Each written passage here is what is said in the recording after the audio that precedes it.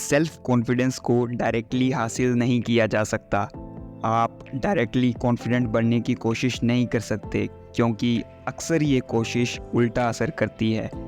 जो लोग ज़्यादा कॉन्फिडेंट बनने की कोशिश करते हैं वो ज़्यादा एंग्शियस और इनसिक्योर महसूस करने लगते हैं।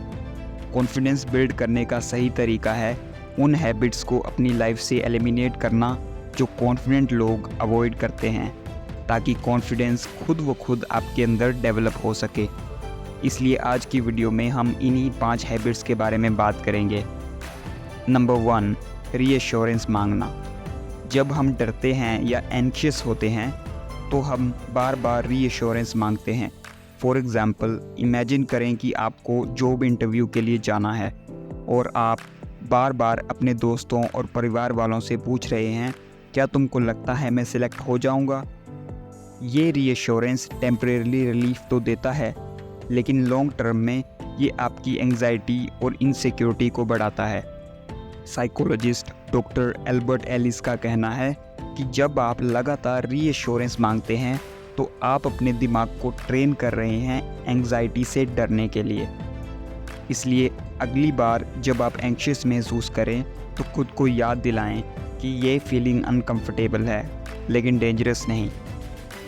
Number 2, replaying past mistakes.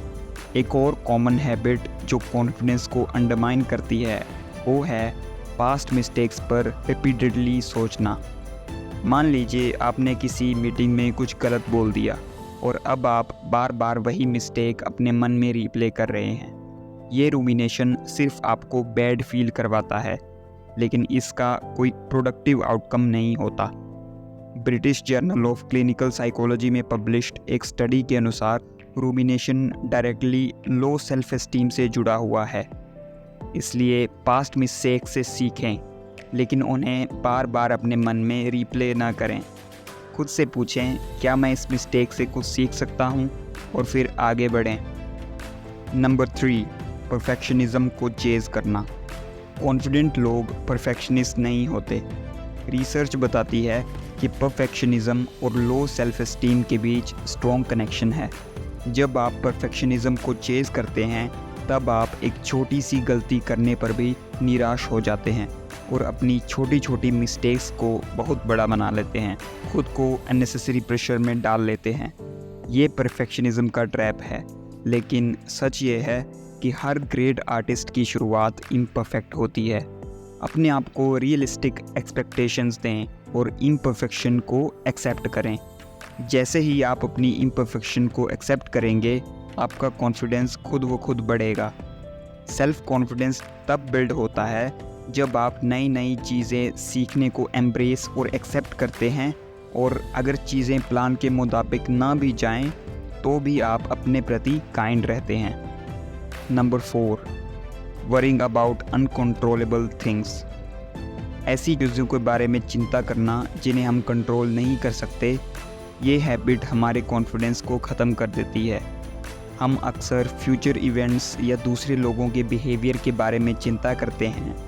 मान लीजिए आप किसी पब्लिक स्पीच के लिए तैयार हो रहे हैं और आप बार बार सोचते हैं कि लोग मेरे बारे में क्या सोचेंगे, या अगर मैं नर्वस हो गया तो। ये वरीज आपको अंदर से वीक बनाती हैं। Worrying gives us an illusion of control, लेकिन लॉन्ग टर्म में ये एंग्जाइटी और इनसिक्योरिटी को बढ़ाता है।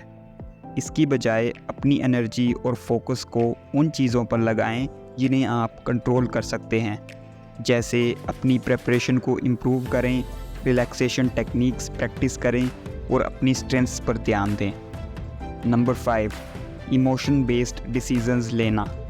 कॉन्फिडेंट लोग डिसीजंस लेते वक्त इमोशन से ज़्यादा वैल्यूज़ पर ध्यान देते हैं।